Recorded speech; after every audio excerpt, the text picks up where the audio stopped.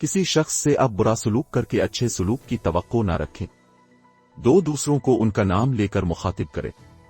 हर साल हजारों चीजें सिर्फ अपने नाम की वजह से बहुत बड़ी मिकदार में फरोख्त होती हैं। इस तरह लोग भी अपने नाम से पुकारे जाने को पसंद करते हैं। दो बातें याद रखें कि किसी का नाम लेते वक्त उसको सही तलफ्फुज के साथ बोलें। अगर आप सही तलफ्फुज के साथ इसका नाम नहीं लेंगे तो वो ख्याल करेगा कि आप उसे अहमियत नहीं देते। अगर आप किसी से गुफ्तगू करते वक्त उसका नाम नहीं जानते तो उसको जनाब, मैडम के नाम से मुखातिब करें। ऐसी छोटी छोटी बातों से लोग अपने आप को अहम महसूस करने लगते हैं।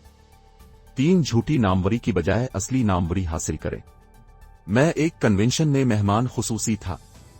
इस तकरीब में 2 सीलिज़मैन को खुसूसी अवार्ड दिया गया। इनमें एक खातून थी और एक मर्द था। उन्होंने अपने इदारे में बेहतरीन कारकर्दगी दिखाई थी। एक अवार्ड याफ्ता सेल्समैन ने अपने तासुरात बयान करते हुए कहा कि मैंने बहुत मेहनत की, कई मुश्किलात का सामना किया और दिन रात एक करके मेहनत की।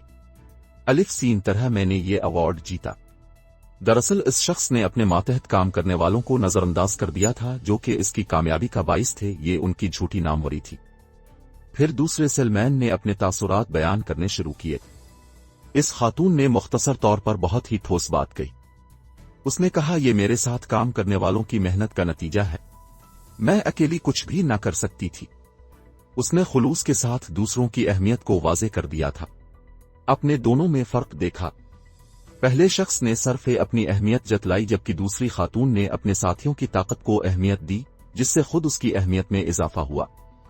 दरअसल दूसरी खातून ने अपने साथियों में एक ऐसा जज्बा पैदा कर दिया था जो कि उसके आइंदा भी काम आने वाला था। जारी है नोट, ये किताब बाक होम ने शाये की है। जामला हुकूक महफूज है।